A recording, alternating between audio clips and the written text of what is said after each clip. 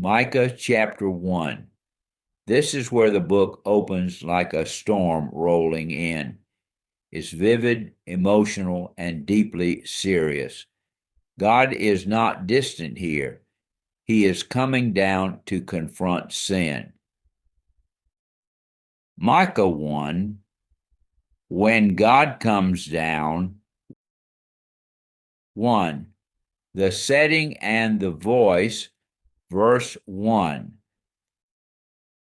The word of the Lord comes to Micah during the reigns of Jotham, Ahaz, Hezekiah. This places Micah in a time of political instability, spiritual compromise, growing injustice, and his message is aimed at Samaria, Israel's capital, Jerusalem, Judah's capital. 2. A universal call to listen, verses 2 to 4. Micah calls, "Hear, all you peoples." This isn't just for Israel. The whole earth is summoned. Then comes a powerful image. God comes down from his holy place. Mountains melt beneath him. Valleys split apart. Creation reacts to his presence. Picture this. God is not passive. He is personally stepping into history. 3. The reason for judgment, verse 5. Why is this happening? Because of Jacob's transgression, the sins are centered in Samaria to idolatry, Jerusalem to rebellion. The problem isn't just behavior, it's heart level turning away from God. 4. The fall of Samaria, verses 6 to 7. God declares, Samaria will be reduced to rubble, stones poured into the valley, foundations exposed, its idols will be destroyed, burned, broken. What they trusted in will be completely undone. Key idea: anything placed above God will eventually collapse. 5. Micah's personal grief, verses 8 to 9. Now something powerful happens. Micah says, I will weep and wail. I will go barefoot and naked. The prophet doesn't just announce judgment, he feels it. He mourns like a jackal howling, an owl crying. Why? Because the wound is incurable. It has reached even to Jerusalem. This is not cold preaching. This is broken-hearted prophecy. 6. Judgment spreads to Judah, verses 10 to 16. Micah now lists towns in Judah, but he does it in a poetic, almost haunting way, using wordplay. Each town name connects to its fate. Beth Ophrah to house of dust, to roll in the dust.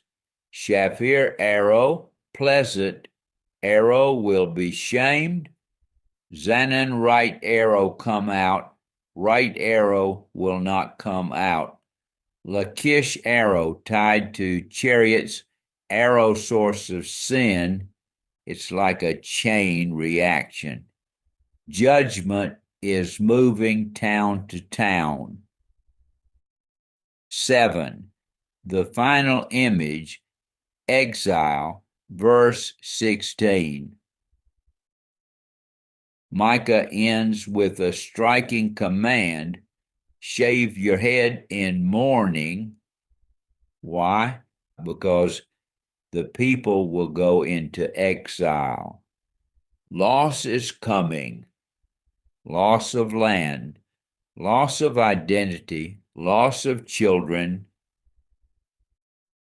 Core themes of Micah 1. 1. God is not distant. He sees, comes down, acts. 2. Sin has consequences, especially idolatry, national corruption. 3. What you trust matters. Idols cannot save, will collapse. 4. God's messengers feel the message. Micah doesn't just speak truth, he carries the burden of it. 5. Judgment starts at the center. Samaria and Jerusalem, leaders, capitals, influence brings accountability. Preaching flow. Title: When God Steps In. Volume 1. The voice is given. Verses 2 to 4, the earth is called. Verses 5 to 7, the sin is exposed.